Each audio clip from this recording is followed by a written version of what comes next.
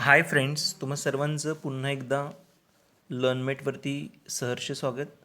आज आपण नववी गणित दिवस 1, 2 आणि 3 एकत्रित पाहणार आहोत, इंग्रजी आणि मराठी दोन्ही माध्यमासाठी मिळून. पहिला जो प्रश्न आहे डे 1चा एक्झरसाइजमधला, त्याच्यामध्ये टोटल 7 सब क्वेश्चन्स आहेत बघा. इथं तुम्हाला इंग्लिशमध्ये दिसत आहेत, इथं मराठीमध्ये सुद्धा आहेत. आपण एक एक प्रश्न घेऊया. तर बघा, फर्स्ट जो क्वेश्चन आहे, right all the even numbers from 1 to 25, म्हणजे 1 ते 25 दरम्यानचे सर्व समसंख्यांची आपल्याला यादी करायची. तर 1 ते 25 दरम्यान बघा समसंख्या ज्या येत आहेत त्या दाखवतो तुम्हाला इथे मी. 2, 4, 6, 8, 10, त्यानंतर 12, 14, 16, 18, 20, त्यानंतर 22 आणि शेवटी येणार 24. या समसंख्या आहेत बघा. पहिल्यांदा मी घेताना 1 ते 10 मधल्या घेतल्यात, नंतर 11 ते 20 मधल्या आणि मग 21 ते 25 मधल्या. मराठी माध्यमासाठी सुद्धा हेच उत्तर राहील. नेक्स्ट क्वेश्चन बघा, right all the odd numbers from 25 to 50, 25 ते 50च्या दरम्यानच्या सर्व विषम संख्या लिहायच्या. तर लक्षात घ्या, इथं महत्त्वाचं आहे की 25 पासून 50पर्यंत, याचा अर्थ 25ला पकडायचं आहे. 25 ते 50 दरम्यान सांगितल्या असत्या तर 25ला आणि 50ला सोडायचं आणि मधल्या घ्यायच्या, पण इथं पासून म्हटले म्हणजे 25ला सुद्धा पकडावं लागेल आपल्याला. तर बघा, 25, त्यानंतर 27, 29, ह्या 25 ते 30 दरम्यानच्या झाल्या. त्यानंतर 31, 33, 35, 37 आणि 39, ह्या 31 ते 40 दरम्यानच्या घेतल्या. आता आपण 41 ते 50 दरम्यानच्या बघूया. 41, 43, 45, 47 आणि 49, या टोटल 5 आणि 5 10 आणि 3 13 संख्या होतील विषम संख्या 25 ते 50 दरम्यानच्या. पुढचा प्रश्न बघा, which number is an even number and also prime. Even म्हणजे सम पाहिजे. अशी कोणती संख्या आहे जी समसुद्धा आहे आणि मूळसुद्धा आहे. तर तुम्हाला सर्वांना माहितीच आहे की एकच संख्या आहे ती म्हणजे 2. 2 ही समसुद्धा आहे आणि मूळसुद्धा आहे, म्हणजे प्राईमसुद्धा आहे आणि इवनसुद्धा आहे. चौथा प्रश्न बघा, how many prime numbers are there from 1 to 100, right all those numbers. मग आपण काय करूया, पहिल्यांदा संख्यांची लिस्ट बनवूया. पाठ असेल 25 एक आकडा तुम्हाला, तर तुम्ही तो थेट लिहू शकता, किंवा असं करायचं, पहिल्यांदा लिहायचं देअर आर डॉट डॉट, म्हणजे तुमचे जे नंबर्स आहेत prime numbers, there are 25 prime numbers from 1 to 100 असं स्टेटमेंट लिहायचं आणि मग त्यांची यादी करायची. आधी आपण यादी करूया म्हणजे आपल्याला आकडा मिळेल, आणि मग आपण काय करूया, काउंट करून त्याचा नंबर लिहूया. तर बघा, यादी करतो, लिस्ट करतो आहे मी.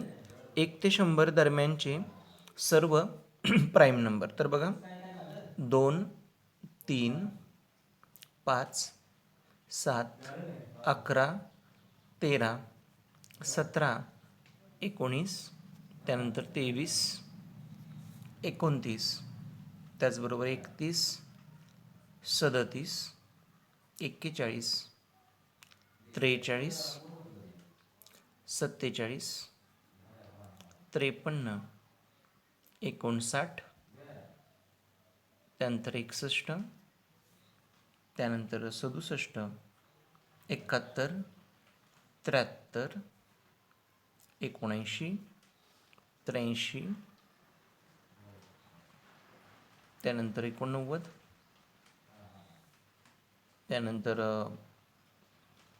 शेवटचा 97.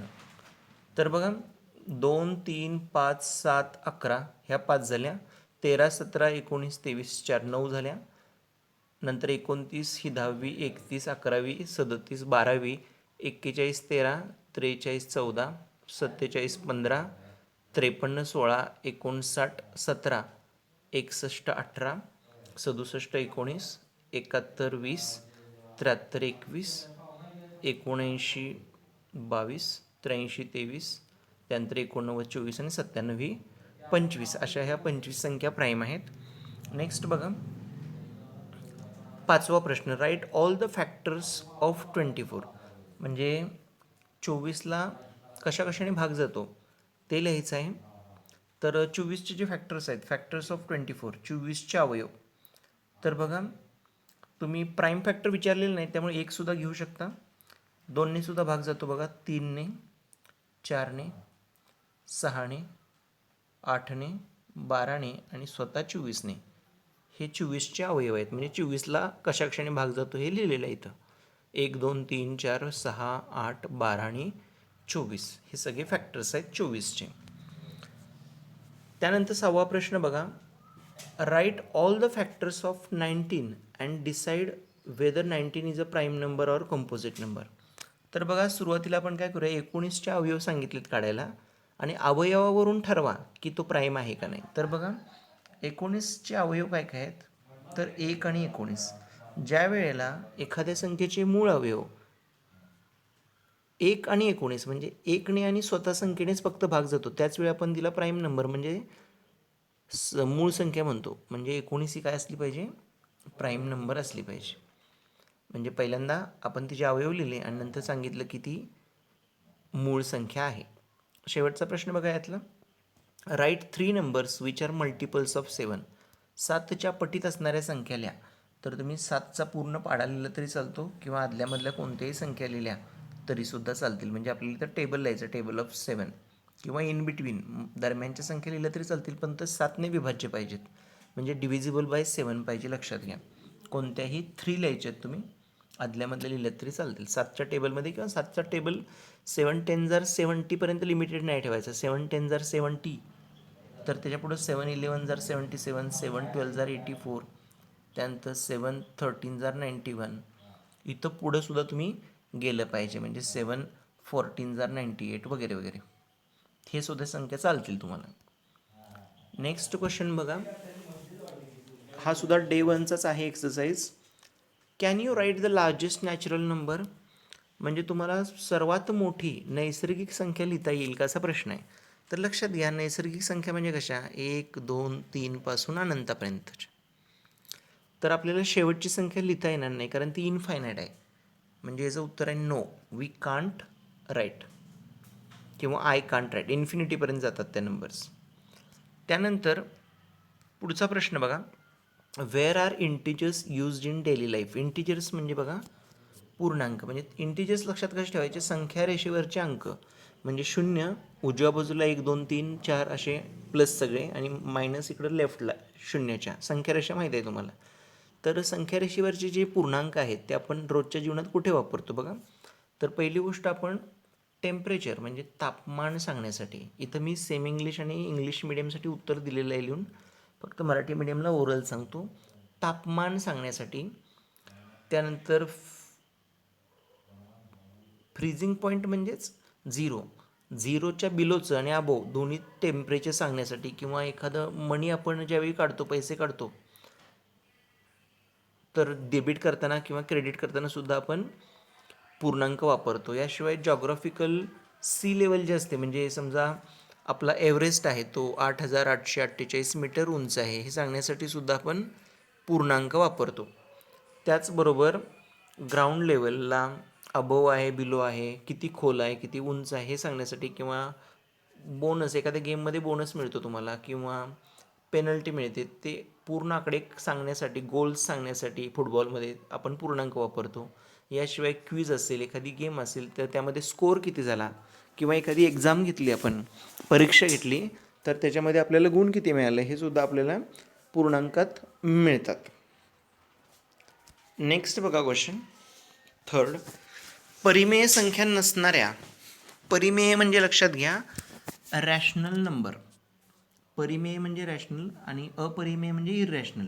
परिमेय संख्या नसणाऱ्या म्हणले म्हणजेच इररॅशनल संख्या विचारल्यात आपल्याला. इररॅशनल म्हणजे अपरिमेय. अपरिमेय म्हणजे बघा, ज्या संख्या तर आहेत म्हणजे रिअल आहेत, वास्तव आहेत, परंतु त्या आपल्याला व्यवस्थित सांगता येत नाहीत किती आहेत. उदाहरणार्थ पाय ही संख्या ज्याची आपण अंदाजे किंमत 22/7 घेतो, पण ती ॲक्च्युली 22/7 नाही आहे, किंवा 3.14 घेतो, ते आपण नाही सांगू शकत किती आहे एक्झॅक्टली. त्याच्या आसपास आहे, पण एक्झॅक्ट नाही सांगू शकत. म्हणजे आपण 22/7 या P/Qच्या फॉर्ममध्ये लिहू शकत नाही, लक्षात घ्या. 22/7 आपण अंदाजे घेतो. P आणि Q म्हणजे P हा न्युमरेटर, Q हा डिनॉमिनेटर, या फॉर्ममध्ये आपल्याला ती संख्या सांगता आली पाहिजे. तर आणि तरच तिला आपण रॅशनल म्हणतो, नाहीतर ती इरॅशनल आहे. म्हणजे पाय ही एक आहे इरॅशनल, त्यानंतर √3 असेल, √5 असेल, यांचं फिक्स आपल्याला नाही सांगता येत, रूट निघत नाही. अशा संख्यांना काय म्हणतो आपण? इरॅशनल. तर काही संख्या असू शकतात असे तुला वाटते का? तर याचं उत्तर हो, अशा काही संख्या आहेत. उदाहरणार्थ पाय आहे, √3 आहे, असे ज्यांच्या किमतीच मिळत नाहीत आपल्याला, किंवा पॉईंटमध्ये जरी काढायचा प्रयत्न केला तरीसुद्धा आपल्याला मिळत नाहीत, लक्षात घ्या. त्यानंतर चौथा प्रश्न बघा. अशी संख्या लिही जी पूर्ण संख्या आहे परंतु नैसर्गिक नाही. म्हणजे आपल्याला होल नंबर आहे म्हणून सांगितलं आहे, बट नॉट नॅचरल. नॅचरल म्हणजे नैसर्गिक नाही. तर लक्ष द्या, नैसर्गिक म्हणजे आधी समजून घ्या 1, 2, 3 अनंतापर्यंत. आणि पूर्ण म्हणजे लक्षात घ्या 0, 1, 2, 3 अनंतापर्यंत. प्रश्न असा आहे की अशी संख्या लिही की जी पूर्ण आहे पण नैसर्गिक नाही. तर आपल्याला मिळाली संख्या ती 0. 0 ही पूर्ण आहे पण ती नैसर्गिक संख्यांच्या यादीत नाही आहे. म्हणजे याचं उत्तर येणार 0, 0. 0 is whole number but it is not a natural number, लक्षात घ्या. पाचवा प्रश्न बघा. अशी एक संख्या लिहा की जी नैसर्गिक आहे, पूर्ण आहे आणि पूर्णांकसुद्धा आहे. तर बघा, पहिली गोष्ट आपण नॅचरल नंबर लिहूया. हे आहेत नॅचरल नंबर. त्यानंतर होल नंबर लिहूया 0, 1, 2, 3. त्यानंतर पूर्णांक म्हणजे इंटिजर्स लिहूया -3, इथं डॉट इकडे पण -2, -1, 0, 1, 2, 3. लक्षात येते का तुम्हाला? तर इथं कॉमन बघा 1 हा नंबर किंवा 1 नंतरचे जे नंबर आहेत 1, 2, 3, 1, 2, 3, 1, 2, 3 हे तिघात पण कॉमन आहेत. म्हणजे तुम्ही 1 किंवा 1च्या पुढचा नंबर कोणताही लिहिला तरीसुद्धा तो नैसर्गिक आहे, पूर्ण आहे आणि पूर्णांक आहे. म्हणजे यू कॅन राईट 1 हे उत्तर चालेल, 2 चालेल, 12 चालेल, कुठलाही नंबर चालेल.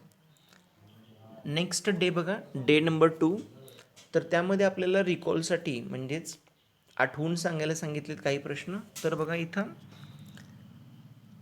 पहिली आकृती आहे ती रेषाखंडाची आहे, म्हणजे लाईन सेगमेंट. लक्षात घ्या, रेषाखंडाला आपण लाईन सेगमेंट म्हणतो, रेषाखंड मराठीमध्ये. पहिली आकृती आहे ती रेषाखंडाची आहे.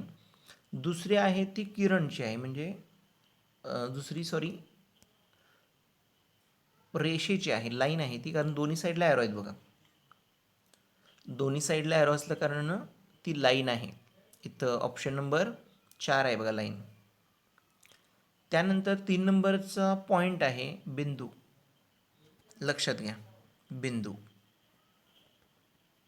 पॉईंट. आणि 4 नंबरला आहे तो रे म्हणजे किरण आहे, कारण एकाच बाजूला काय आहे, ॲरो आहे आणि एक स्टार्टिंग पॉईंट दिला आहे आणि ॲरो एक आहे म्हणजे ते रे आहे. रे म्हणजे किरण. लक्षात घ्या, ही मराठीतली पण तुम्हाला मी पेअर दाखवतो इथे बघा. पहिली आहे रेषाखंड, दुसरी आहे रेषा, तिसरा आहे पॉईंट म्हणजे बिंदू आणि चौथा आहे किरण. त्यानंतर दुसऱ्या दिवसाचा एक्झरसाइज बघा.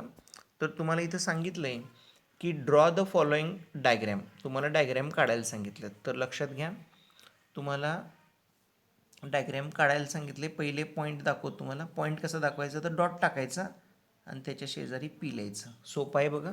पॉईंट पी म्हणजे बिंदू पी कसा दाखवला आहे बघा, मी इथं खाली दाखवतो इकडे सगळ्या डायग्रॅम. त्यानंतर लाईन यम म्हटलं आहे, म्हणजे एक लाईन काढा, सरळ काढा स्ट्रेट, आणि तिला नाव द्या एम. त्यानंतर बघा, तिसरी डायग्रॅम आहे सेगमेंट पी क्यू म्हणजे रेषाखंड पी क्यू. तर दोन्ही बाजूला डॉट द्या, फक्त डॉट, ॲरो नाहीत, बारीक डॉट द्या दोन्ही बाजूला आणि त्याला नाव द्या पी क्यू. पी क्यू हा झाला सेगमेंट. आणि रे एम एनची आकृती बघा. तर एक ॲरो आणि एक पॉईंट पाहिजे, त्याला नाव तुम्ही द्या एम आणि एन, रे एम एन. रे एम एन फक्त तुम्हाला मी वेगळी काढून दाखवतो. आता बघा, ही रे एम एन काढून दाखवतो. रे काढा. रे आपल्याला ह्या पद्धतीने पण काढता येईल. रे तयार आहे. त्याचा इथं पॉईंट घेऊया, इथे एक पॉईंट घेऊया. याला नाव एम, याला नाव एन. एम एन हा रे आहे. त्यानंतर खालचा जो प्रश्न आहे, write the different names of the following line. खाली एक तुम्हाला लाईन दिसते बघा, रेषा दिसते, तिची नावं लिहायची आहेत. तर बघा, मराठीमध्ये लिहिताना तुम्ही लिहू शकता, ही रेषा यल आहे, पहिलं नाव. इंग्लिशमध्ये लिहा लाईन यल, हे पहिलं नाव. नंतर बघा, तुम्ही म्हणू शकता रेषा. आता रेषा शब्द परत परत लिहित नाही, तुम्ही लिहू शकता रेषा ए बी, रेषा बी सी, रेषा सी डी, किंवा रेषा ए सी म्हटलं तरी तीच येणार आहे बघा, ए सी. त्यानंतर ए डी, बी डी, वेगवेगळे कॉम्बिनेशन घ्या तुम्ही. त्या चारमधली कुठलीही दोन नावं तुम्ही घेऊ शकता, पूर्ण रेषा तयार होते. तसंच इंग्लिशमध्ये सुद्धा सेम आहे. इथं मी वेगळी नावं घेतो बघा, ए बी घेतला आहे, बी सी घेतला आहे, सी डी झाला, ए सी झाला, ए डी. त्यानंतर लाईन बी डी, त्यानंतर लाईन सी डी ऑलरेडी घेतलेली आहे, तुम्ही कुठलीही घेऊ शकता. म्हणजे लाईन एलसुद्धा म्हटलं चालतं, किंवा 4 अक्षरं जे आहेत ए बी सी डी, त्यातले कुठलेही 2 अक्षरं घेऊ शकता तुम्ही. नेक्स्ट क्वेश्चन बघा, हे मराठीमधला प्रश्न आहे बघा. इथं बिंदू पी, रेषा एम ही मी ऑलरेडी ड्रॉ करून दाखवलेलं आहे तुम्हाला. त्यानंतर पुढचा प्रश्न, look at the figure along side and name the following collinear points. Collinear points म्हणजे बघा, एक रेषीय बिंदू बघा, एम, ओ आणि टी, हे एक रेषेत. एक रेषेत म्हणजे 3 किंवा अधिक असतील तर त्यांना आपण एक रेषीय बिंदू म्हणतो, दोघांना सांगू शकत नाही आपण. हे एक येऊ शकतं एम ओ टी.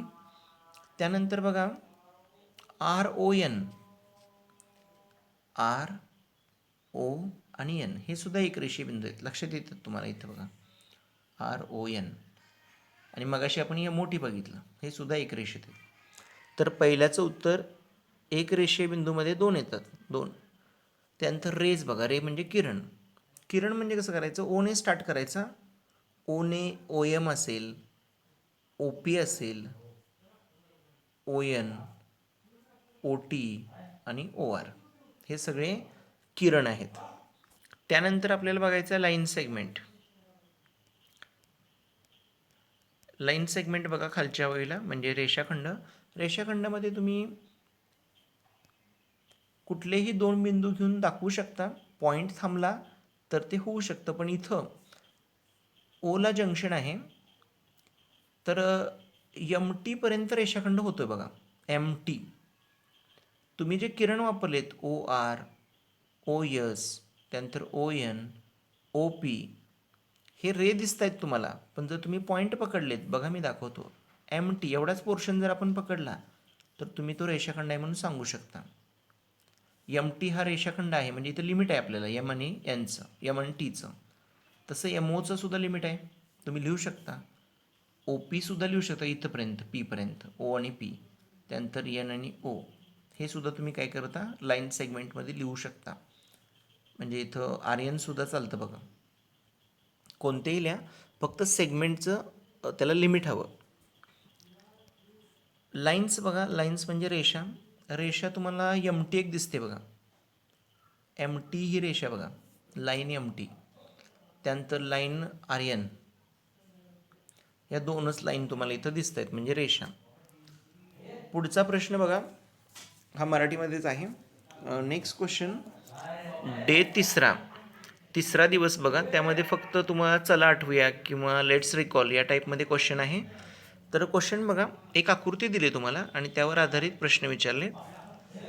पहिला प्रश्न आहे बघा, आकृतीत रेषा यम आणि रेषा यन यांना छेदणाऱ्या छेदिकेचं नाव. बघा, मराठीमध्ये हे क्वेश्चन आहेत, इंग्लिशमध्ये पण दाखवतो तुम्हाला. Write the name of transversal. Transversal म्हणजे छेदिका, ही छेदिका आहे बघा, लाईन यम आणि लाईन यनला छेदून जाणारी, म्हणजे तिला आपण काय म्हणू शकतो, लाईन पी. रेषा पी हे उत्तर आहे बघा, रेषा पी हे पहिल्याचं उत्तर आहे. दुसरा क्वेश्चन बघा. इन द फिगर म्हणजे वरच्या आकृतीमध्ये a pair of angle is shown by identical marks. दोन तुम्हाला कोण दाखवलेत बघा समान याने. This pair is which of the following types of angles. हे कोणत्या प्रकारचे कोण आहेत? तर यांना आपण म्हणतो करस्पॉन्डिंग अँगल्स. बघा CORRESPONDING करस्पॉन्डिंग अँगल्स. तर हे करस्पॉन्डिंग अँगल्स आहेत. इंग्लिशमध्ये म्हणाल तर, मराठीत म्हणाल तर त्याला आपण म्हणतो संगत कोण.